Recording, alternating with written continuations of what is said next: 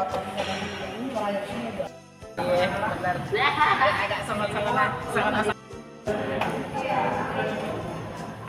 Bersih-bersih aja. Sambil senyum sini dong, senyum dong. Oke. Ya.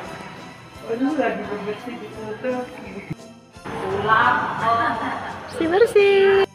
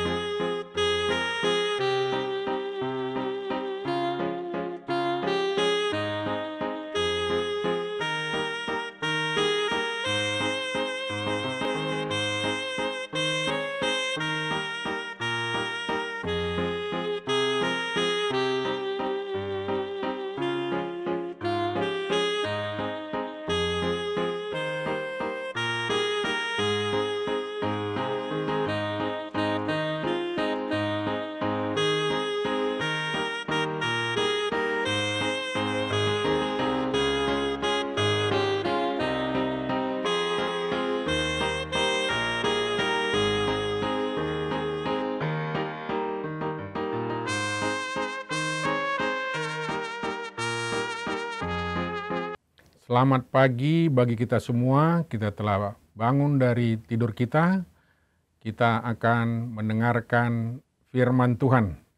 Sebelum kita mendengarkannya, marilah kita berdoa. Tuhan Maha Pengasih dan Maha Penyayang, kami telah bangun dari tidur kami. Kami akan merenungkan firman-Mu. Berfirmanlah Engkau Tuhan, karena kami anak-anak-Mu siap untuk mendengarkannya. Kami berdoa dalam nama anak-Mu Tuhan Yesus Kristus, Juru Selamat kami. Amin. Saudara-saudara yang kasih dalam nama Yesus Kristus, hari ini tanggal 7 Desember 2023, kita akan membaca firman Tuhan dari Yehezkiel 45 ayat 9 yang berbunyi, "Beginilah firman Tuhan Allah, cukuplah itu, hai raja-raja Israel. Jauhkanlah kekerasan dan aniaya, tetapi lakukanlah keadilan dan kebenaran." Pertanyaan kita adalah, apakah kitab suci ada membicarakan ketidakadilan dan ketidakbenaran ini? Jika kita membaca kitab suci, maka kita akan menemukan bahwa Tuhan adalah Tuhan yang adil. Bahkan segalanya jalannya adil. Alkitab mendukung konsep keadilan, di mana perhatian dan kepedulian ditunjukkan kepada penderitaan orang yang miskin dan yang menderita. Alkitab sering berpihak kepada anak yatim, janda dan para pendatang, yaitu mereka yang tidak mampu untuk menghidupi dirinya sendiri atau tidak memiliki sistem yang mendukung mereka. Dalam masa Nabi Yehezkiel melayani di Israel kala itu, dia melihat bahwa para raja sering berlaku tidak adil dan tidak benar. Karenanya Nabi Yehezkiel mengecam para raja-raja Israel karena mereka gagal memerankan diri sebagai pemimpin yang telah dipilih dan diurapi sesuai yang Tuhan kehendaki. Banyak terjadi pemerasan atas hak-hak orang miskin dan yang lemah, aniaya, kecurangan takaran yang berdampak pada terciptanya ketidakadilan sosial.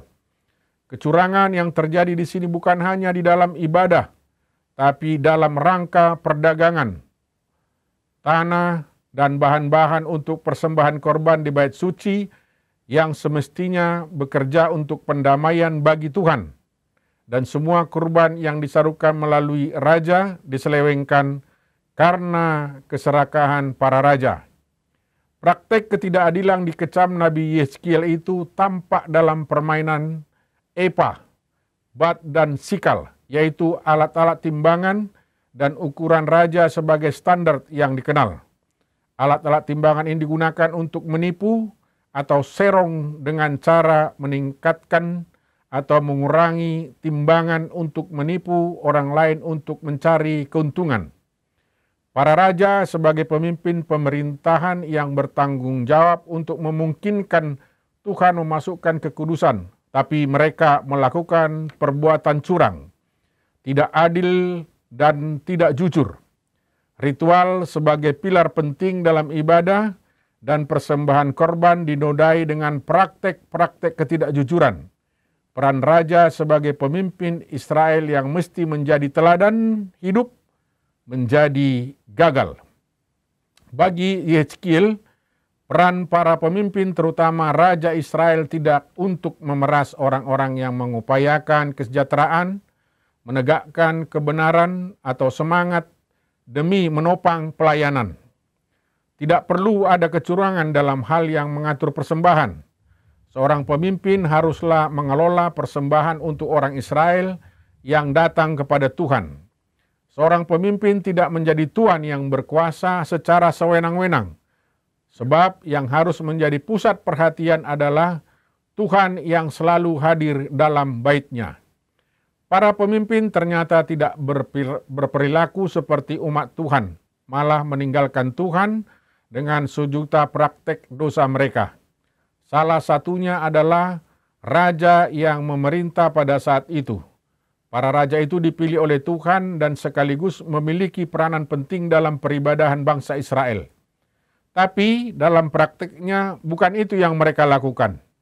Dalam ayat ini jelas bahwa mereka melakukan kekerasan dan aniaya kepada orang-orang sebangsanya. Mereka meminta upeti yang tinggi dari rakyat demi kesejahteraan mereka, dan bahkan mereka tega mengusir rakyat dari tanah mereka apabila mereka tidak membayar pajak. Untuk itulah Allah memakai Yehezkiel untuk bernubuat kembali melakukan kebenaran dan keadilan sesuai dengan kehendak Tuhan. Orang-orang pilihan Tuhan harusnya menunjukkan kebaikan Tuhan kepada umat Tuhan. Saudara-saudara yang kasih dalam nama Tuhan Yesus Kristus, akhir-akhir ini banyak orang yang mengaku dirinya sebagai hamba dan anak Tuhan. Ibadahnya lancar, tapi kejahatannya juga lancar. Mereka lupa melakukan kebenaran dalam hidupnya. Sebagai orang yang mengaku dekat dengan Tuhan, kita harus jadi pelaku kebenaran, bukan pelaku kejahatan. Ibadah itu tidak hanya dilakukan hanya di dalam ruangan gereja, tapi ibadah juga dilakukan di luar gereja dengan melakukan ibadah sosial.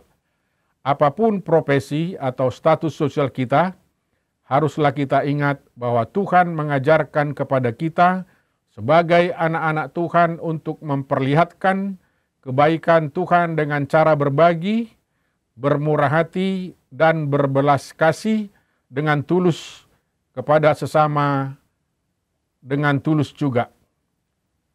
Amin. Marilah kita berdoa.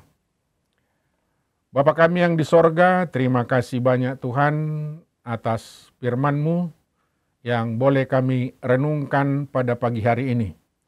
Ajarlah kami Tuhan untuk melakukan keadilan dan kebenaran. Sekaligus bukalah hati kami agar kami boleh mengadakan ibadah sosial, yaitu dengan berbagi, bermurah hati, dan berbelas kasihan dengan tulus kepada sesama kami.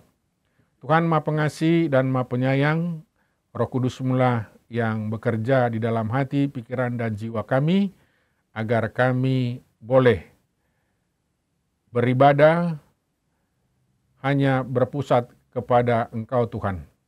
Tuhan Maha Pengasih dan Maha Penyayang, pada saat ini kami juga mau berdoa buat saudara-saudari kami yang sakit di rumah maupun di rumah sakit. Berkatilah mereka Tuhan, berikanlah kesembuhan dan kesehatan. Kami juga mau berdoa buat saudara-saudara kami yang berulang tahun kelahiran dan yang berulang tahun pernikahan. Berkati juga mereka, berikanlah kebijaksanaan, kesehatan, kemampuan, kekuatan bagi mereka dalam menjalani kehidupan ini. Tuhan juga yang memberikan rezeki yang berlimpah. Tuhan Maha Pengasih dan Maha Penyayang, pada saat ini juga kami mau berdoa buat saudara-saudara kami yang hendak pergi ke tempat pekerjaan Tuhan. Biarlah Tuhan yang menemani dalam perjalanan, memberikan semangat bagi mereka untuk melakukan aktivitas mereka masing-masing. Berkati, lindungi, sertai, jagailah mereka Tuhan, sehingga mereka boleh bersuka cita di dalam menjalani kehidupan ini. Kami serahkan seluruh hidup kami kepada Tuhan, dan kami berdoa dalam nama Anak-Mu, Tuhan Yesus Kristus, Juru Selamat kami. Amin. Selamat beraktivitas, Tuhan memberkati. Horas.